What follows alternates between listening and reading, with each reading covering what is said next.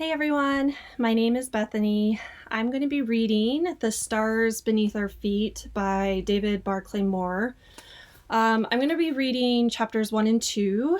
If you are reading along, I'm going to be skipping over a few sentences here and there.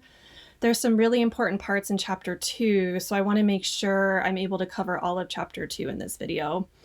So we'll start with chapter 1, where we will be introduced to our main character, Lolly, who lives in the neighborhood of Harlem in New York City, and he just lost his brother a few months ago to a gang-related shooting. So, chapter 1. What I couldn't get out of my skull was the thought of their rough, grimy hands all over my clean sneaks. What I couldn't get out of my heart was this joy-grabbing stone I felt there. Partly because of these two thugs trailing me now, but more because I knew Jermaine wouldn't be here to protect my neck this time. He would never, ever be coming home. My daddy, Benny Rackpaul, had bought me these sneakers when I turned 12 over the summer. I wasn't about to let two older boys strolling down 125th Street snatch them off me. I flipped up the collar of my blue parka and continued down 125th Street, but rushed my step a little bit more. I heard the two boys following me quicken their pace. Their footsteps behind me crunched on the ice that much faster. My heart was beating faster, too. The streets around me were cheery, though. Harlem's main street was laid out tonight with bright lights and Christmas tunes played constant on loudspeakers. I guess to put you more in the Christmas spirit. But for me, there was nothing, and I mean nothing, that would ever make me feel Christmassy again. I was through with it. Done. Done with all of the Christmas music, wreaths, ornaments, happy holiday shoppers. I had decided weeks ago that I would never be happy again. Because it wasn't fair. Wasn't fair to get robbed of somebody I thought would be there for the rest of my life. Someone who was supposed to spend this Christmas with me. Plus, lots more Christmases. It also wasn't fair that I couldn't even walk down 125th Street without being harassed. Rushing along down the sidewalk, I glanced up at all the men who were passing, all of them older and most of them black like me. I was the youngest one out here and one of the few who felt scared to walk down the street. For us young brothers, taking a stroll down here, even on Christmas Eve, was not relaxing at all. I felt like I had put my life on the line, straight up. I crossed the street, dipped into a gift shop on the corner. "Happy holidays, my young man," the clerk said. "Help you find something?" The clerk cocked his bald head to one side. "I need an excellent Christmas gift," I said. "One for my mother and another one for her, friend. And for my father, but I don't have much money." "Last minute shoppers," he said, smiling at me. "Come on, we'll get you straightened up. You're lucky we're open on this late on Christmas Eve. 125th Street is shutting down." 125th is a big street that runs from the East River on the east side of Manhattan to the Hudson River on the west side of Manhattan. The street cuts right through the neighborhood of Harlem and is where most of the main stores and shops and businesses are. The Apollo Theater, the Adam Clayton Powell Building, and the Studio Museum are all lined up along 125. If Harlem was a human body, then 125th would be its pumping heart, throbbing all the time. I don't know what the neighborhood's brain would be. As I flew back towards home, I suddenly realized how heavy the gifts were that I had just bought in that shop. Ma and Yvonne would be happy, I hoped, and Daddy with his gift too. But the bag handle cut into my fingers, and just as I switched the plastic shopping bag to my other hand, I saw them. Across the wide, backstop, slushy street, those two older boys had caught sight of me again.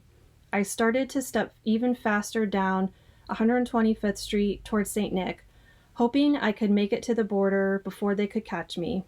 Where I live, it's all about borders and territories and crews.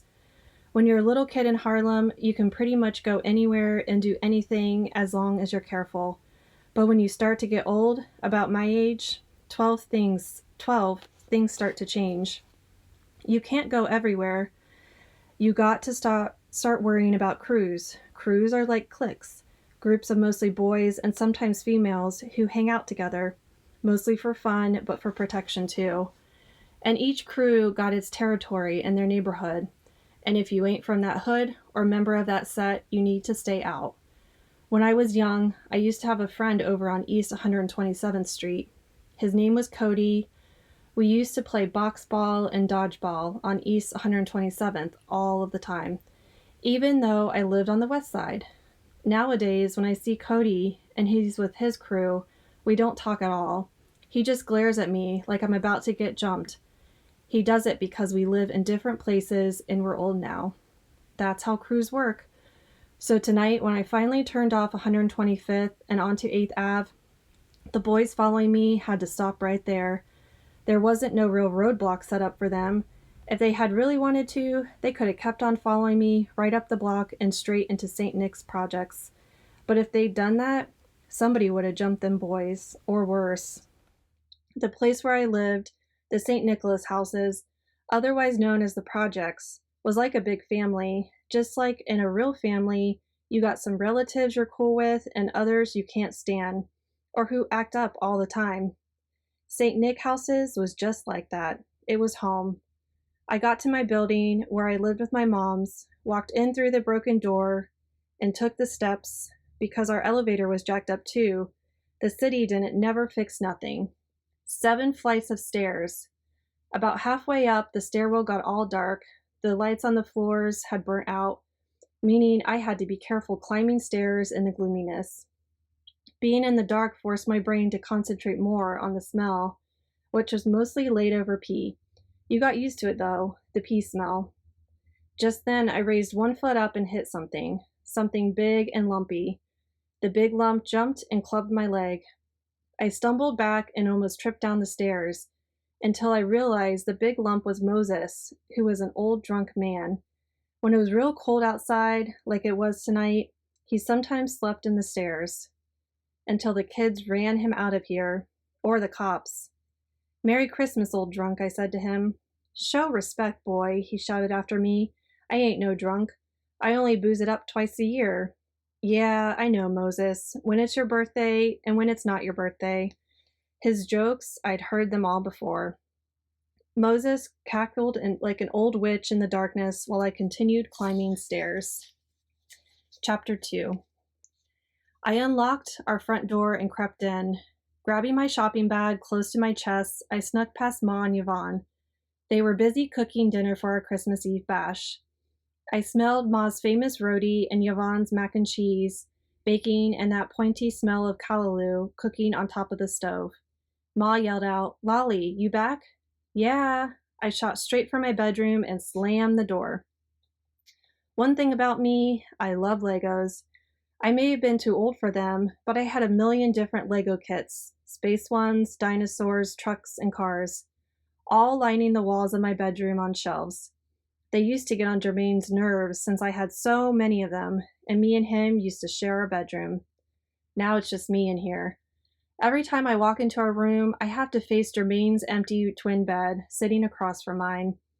After getting the gift wrapped out of my mother's bedroom, I plopped down on my bed and wrapped up the gifts I had just bought. Then I laid back and counted my Lego kits. Right now, I had 46 different ones, and tomorrow morning I would probably get some more. I took pride in closely following the blueprints for each kit. Everything I built was exactly how it appeared on the box. I shut my eyes. Our front door buzzed. Soon enough, I heard Ma answer it and caught her wishing Viga a Merry Christmas. His loud Dominican voice boomed back. Him and his family was flying to DR on Christmas Day tomorrow. My mother tried to sound interested. Viga always talked like he was outside, which was weird because when he played his musical instrument, he was real calm and silent. My eyes still shut, I heard him bounce in through my bedroom door and plop down on Jermaine's old bed. He was quiet for a minute, I guess analyzing me. "What up?" he said, and then sang very sweetly, "I'm dreaming of a black Christmas." I laughed again, but my laughs had been weird lately. The good feeling that usually came with them only lasted a second. Then I fell right back to feeling all dark again. Viga knew this. He was my best friend. "You think your ma got you that smartphone you wanted?" he asked. I shrugged and rolled over on my side. "She said it put me in danger." I pointed an imaginary gun at him and pulled the trigger. "She don't want to paint a big target on her boy's chest." Yeah, Viga stood. He checked out the clown poster that hung on my wall. You think Benny Rackpaul will buy it for you? He asked. I shrugged again. No telling with my daddy. Hey, is he rolling through tonight? You know how he feel about Ma and her friends. Viga nodded. Yeah. How long her and Yvonne been dating? A long time, I answered. Casimiro Viga lived one floor above me with his parents and little sister Iris. They looked basically black, and you would think that they were until they opened their mouths to say something in Dominican or Spanish. His mother couldn't speak English too proper. They were all Dominicans with real dark skin. My own skin wasn't as dark as Viga's, mine was reddish brown, and my cheekbones poked out a lot. I also had truly tiny eyes. I hated my eyes. They were almost slits. I narrowed my eyes even more as Viga studied one of my Lego kits on a shelf. He said, I got a gay aunt, we just found out. She just told my mother at Thanksgiving. Viga picked up a city bus. I always got nervous when somebody handled my Legos, but everybody knew already. She acts just like a dude, drives a big bus for the city. Vroom. He started giggling and almost dropped my Lego model. Man, I shouted, be careful. Ain't nobody gonna drop your stupid bus, he said, and put it back on the shelf. He pointed toward my bulletin board with all my Lego blueprints. I could draw better blueprints than these. They should hire me, he said. Right, I sighed. I hope Daddy does roll through for Christmas. You just want him to bring you that new phone, Viga shouted. I shook my head. I just want to see him. And right then, our doorbell rang. I knew it was Daddy, and I jumped up to answer the door before Ma could. So I ran to our front door, but there wasn't anybody there, but our neighbor Steve. Now, I like Steve Jenkins, don't get me wrong. Him and my brother Jermaine used to spend all their time together when they were little, like me and Viga, my mother said. That all changed when they turned 13. Jermaine went in one direction, staying out more, running the streets, and Steve went another way, spending more time in after school and art programs. Now Jermaine was gone, and Steve made movies. Well, he didn't really make movies, but he recorded the sound for movies and TV shows.